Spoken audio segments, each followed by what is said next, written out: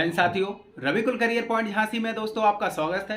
दोस्तों आज हम बात करेंगे पर्यायवाची शब्दों के बारे में। पर्यायवाची शब्द आखिरकार होते क्या हैं और हमें इनको क्यों पढ़ना चाहिए। दोस्तों अगर मैं बात करूं हिंदी में रस, छंद, अलंकार, तो इनके उदाहरण जो रहते हैं हम इनका अर्थ नहीं निकाल पाते हैं। वो इस कारणवश नहीं निकाल पाते हैं क्योंकि हमें उन शब्दों का अर्थ नहीं पता रहता है। तो इसीलिए हमें सबसे ज्यादा पर्यायवाची पर ध्यान देना पड़ता है कि पर्यायवाची से एक के कई शब्द होते हैं। पर्यायवाची का अर्थ ही होता है एक ही शब्द के कई सारे शब्द या कई सारे रूप। जैसे कि मैं कहूँ आपके कई नाम रहते हैं, जैसे कि घर में कुछ माँ बाप कुछ और नाम से बुलाते हैं, स्कूल में कुछ और लिखा रहता है, लेकिन हो तो आप एक ही व्यक्ति। जिस व्यक्ति के कई सारे नाम रहते हैं उसी को हम क्या कहते हैं, पर्यायवाची शब्द भी कह सकते हैं। जैसे कि यहाँ पर मैंने 5 से 6 एग्जाम्पल लिखे हुए हैं और ये एग्जाम्पल ऐसे हैं दोस्तों कि जो आई हुई एग्जाम्पल है। और दूसरा क्या है, इनमें आपको और कहीं पर ढूंढने की जरूरत नहीं, जितने ज्यादा से ज्यादा हो सकते थे मैंने एग्जाम्पल यहाँ पर लिखे हुए हैं। एक ही पर्यायवाची का या मैं कहूँ एक ही शब्द के कई सारे शब्द लिखे हुए हैं। ना ही आपको इसमें गूगल की जरूरत पड़ेगी, ना ही किसी किताब की जरूरत पड़ेगी आपको। यहाँ पर ये मेरी पहली वीडियो है पर्यायवाची के ऊपर, आपके लिए इतनी शानदार वीडियो लाया हूं कि आपको कहीं भी जाने की जरूरत नहीं पड़ेगी। तो चलिए स्टार्ट करते हैं। पहला दिया है सूर्य। सूर्य का पर्यायवाची देखिए, यानी कि सूर्य को कितने नामों से हम जानते हैं। अभी तक हम क्या कहते थे, सूरज या सूर्य, बस इसी नाम से जानते थे। अब मैं आपको यहाँ पर कई सारे इसके नाम बताऊंगा और आपको एक याद करने का रिदम भी यहाँ से मिल जाएगा। या तो आप कहो शॉर्ट ट्रिक हो गई या एक क्रम से मैंने एक लगाया हुआ है, जैसे भी आप समझना हो कह सकते हैं। जैसे कि यहाँ दिया है दिनकर, दिवाकर, प्रभाकर और भास्कर। देखिए ये वाले पर्यायवाची हम बचपन से ही पढ़ते चले आए हैं। सूर्य के पर्यायवाची क्या होते हैं, बचपन से ही हमें यही पढ़ाया है, दिनकर, दिवाकर, भास्कर और प्रभाकर। फिर आते हैं भानु और सूरज। बस यही हमें बचपन से अभी तक रटाया गया है। लेकिन अब क्या है, एग्जाम में अगर एग्जामिनर को थोड़ा हार्ड या ऊंचा लेवल करना है तो वो क्या करते हैं, इनसे हटकर कुछ और दे देते हैं। ठीक है ना, तो हमें उन पर भी हमें क्या करना है, ध्यान देना है। ठीक है, अब हम इनको याद कैसे करें। देखिए सूर्य का पर्यायवाची हो गया दिनकर, दिवाकर, प्रभाकर और भास्कर।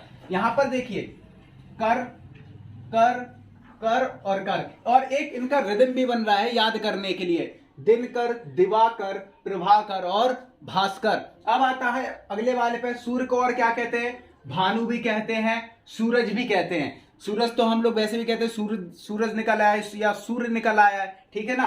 अब आता हूं रवि। रवि को भी हम क्या कहते हैं, सूर्य कहते हैं। या हम क्या करते हैं, हमें जो सिंपल सा नाम लगता है या हम जो बचपन से बस सुनते चले आए कि सूर्य निकल आया या सूरज निकल आया, इसके अलावा हम और नाम नहीं इस्तेमाल करते हैं। ठीक है ना फ्रेंड।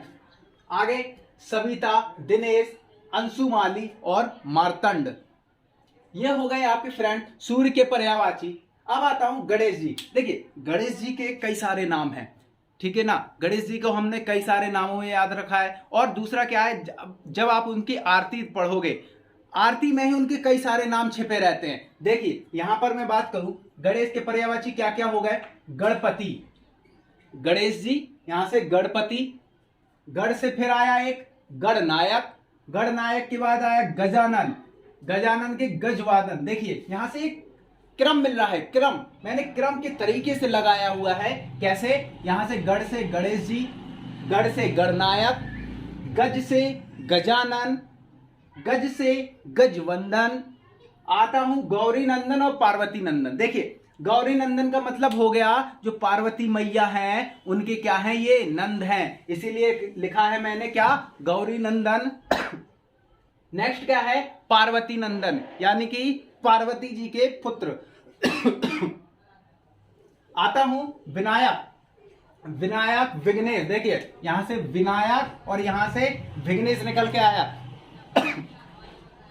जैसे कि मैं बात करूं, हे विघ्नहर्ता, हे बब्बा विघ्नहर्ता, ये क्या है, ये एक आरती, ये गाना भी है। तो क्या है, ये विघ्न, हमारे संकट कौन हरता है, गणेश जी की हम जब आरती गाते हैं तो ये किस पे कहां पर इस्तेमाल किए जाते हैं, ये आरती में भी आ जाता है कभी, और गाने में भी हम इनका इस्तेमाल करते हैं। आगे है वक्रतुंड, लंबोदर, लंबा है जिसका उदर, किसका लंबा उदर, उदर का मतलब होता है सिर, किसका है, जिसकी सूंड लंबी है।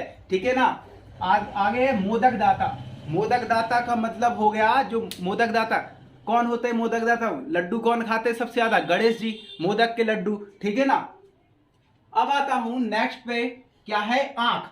आंख को हम कितने नामों से जानते हैं, आंख को हमने 2 या 3 नामों से ही पढ़े हैं, लेकिन अब यहां पर देखिए आंख को कहते हैं नेत्र, नयन और लोचन विलोचन। देखिए एक क्रम देखिए, एक इनका रिदम देखिए पढ़ने वाला, नेत्र नयन लोचन विलोचन। यहां लोचन से क्या बन गया, आगे आकर विलोचन बन गया, नेत्र नयन लोचन विलोचन। आप मेरे साथ जितना ज्यादा रिपीट करेंगे आपको पढ़ने की जरूरत नहीं, यहीं पर याद हो जाएगा आपको पूरा, नेत्र नयन लोचन विलोचन, ठीक है ना।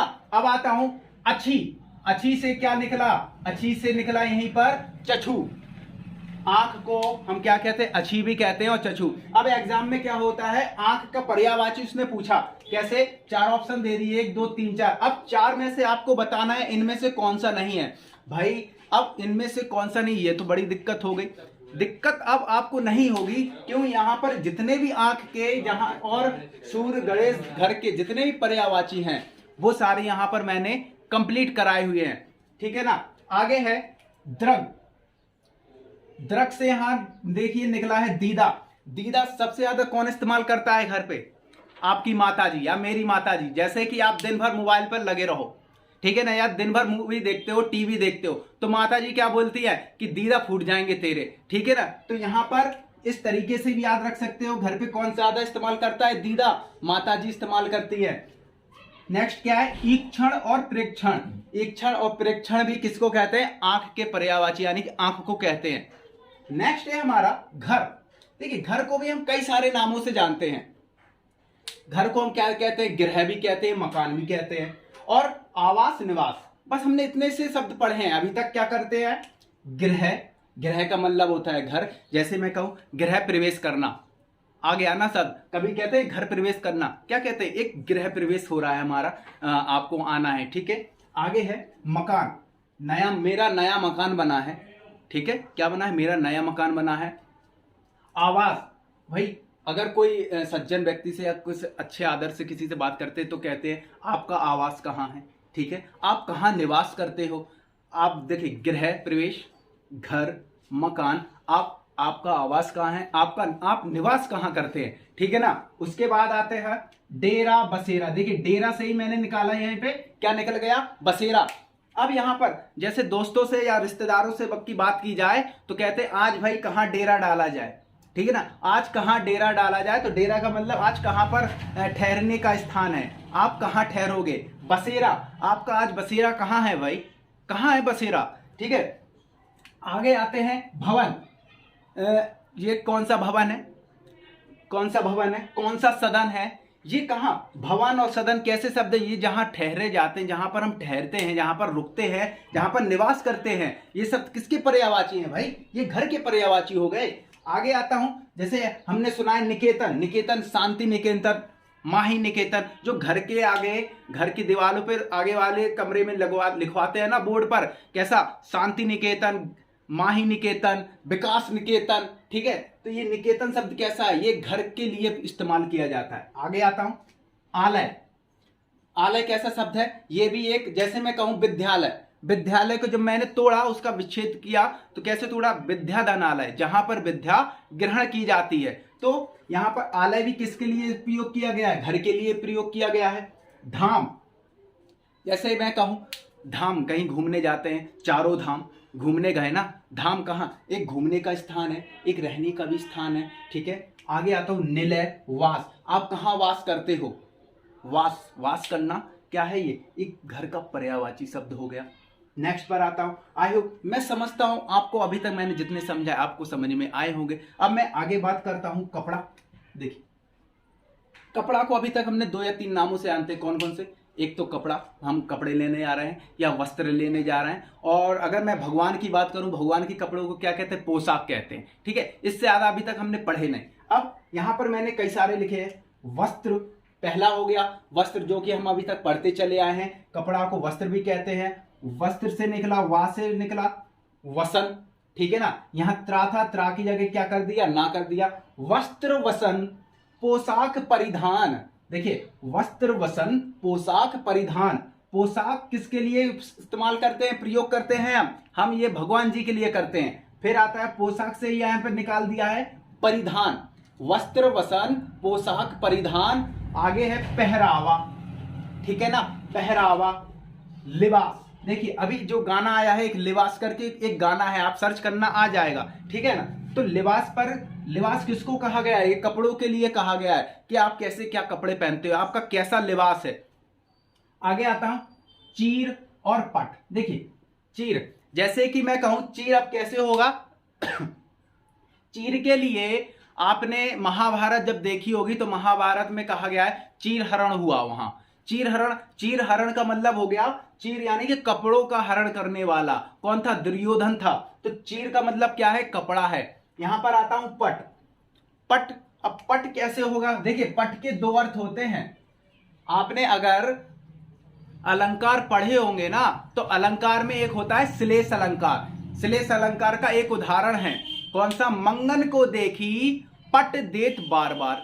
क्या है, मंगन को देखी। यहां पर मैं लिख देता हूं, देखिए मंगन को देखी, मंगन को देखी और पट देत बार बार। अब यहां पर पट के दो अर्थ होते हैं, एक तो होता है वस्त्र, दूसरा होता है किवाड़, ठीक है ना फ्रेंड्स। क्या होता है, एक होता है वस्त्र, दूसरा होता है किवाड़।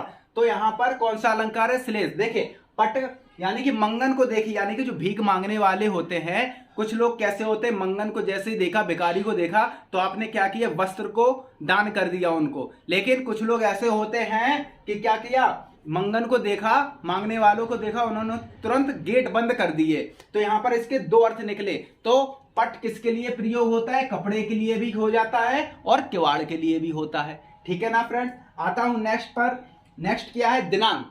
दिनांक का मतलब होता है डेट, इंग्लिश में हम क्या कहते हैं, डेट। डेट को कितने नामों से जानते हैं, तारीख, तिथि, मिति। अब मिति हमने अभी तक नहीं पढ़ा भाई, लेकिन आज पढ़ लिया, क्लियर हो गया हमारा। क्या क्या कहते हैं, दिनांक, तारीख, तिथि और मिति। इंग्लिश में हम क्या कह देते हैं, इसको डेट कहते हैं भाई, सीधे सीधे, ठीक है।